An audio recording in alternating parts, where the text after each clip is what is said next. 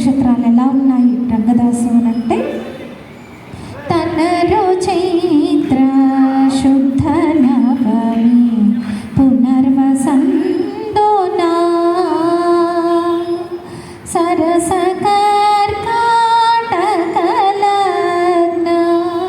మరయగ సురవరులెలమిని కొరియింపగ విరుల వానరాముడోద్భవించే నాడు రఘుకులంబునా.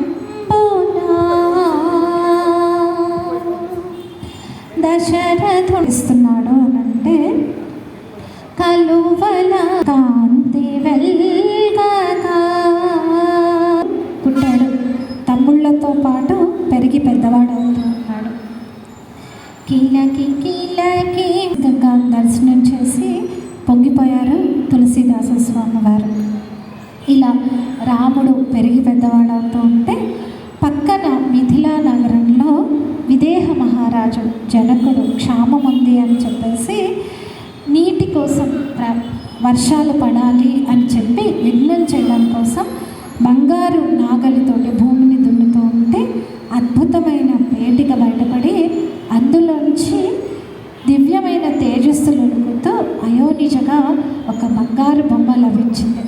ఆ తల్లిని చూసుకుని తనకు సంతానం లేనందుకు తన వంశాన్ని ఉద్ధరించడం కోసం దేవతా వరప్రసాదంగా ఈ పాప లభించింది అని నాగేటి చాలని సీత అంటారు. కాబట్టి అదే పేరు పెట్టి ఆ పాపను అల్లారు ముద్దుగా పెంచుకుంటున్నారు జనక మహారాజు. ఆ తర్వాత వారికి ఊర్మిళ అనే కుమార్తె కూడా కలిగింది. అలాగే జనకుడిని శీలధ్వజ జనకుడు అని అంటారు. ఆయన తమ్ముడు కుశధ్వజుడు. ఆయనకు మాండవి శృతకీర్తి అనే పాపలు ఉన్నారు. నలుగురు అక్క చెల్లెళ్ళు కూడా ఇద్దరు తల్లిదండ్రులకు ఆనందం కలిగిస్తూ జనక మహారాజు వద్ద పెరిగి పెద్దవాళ్ళు అవుతూ ఉన్నారు. సీతమ్మ అన్ని విద్యల్లో ఆరితేరుతోంది. అలాగే మైత్రేయి, గార్గి లాంటి బ్రహ్మవాదినుల వద్ద శిక్షణ పొందుతోంది.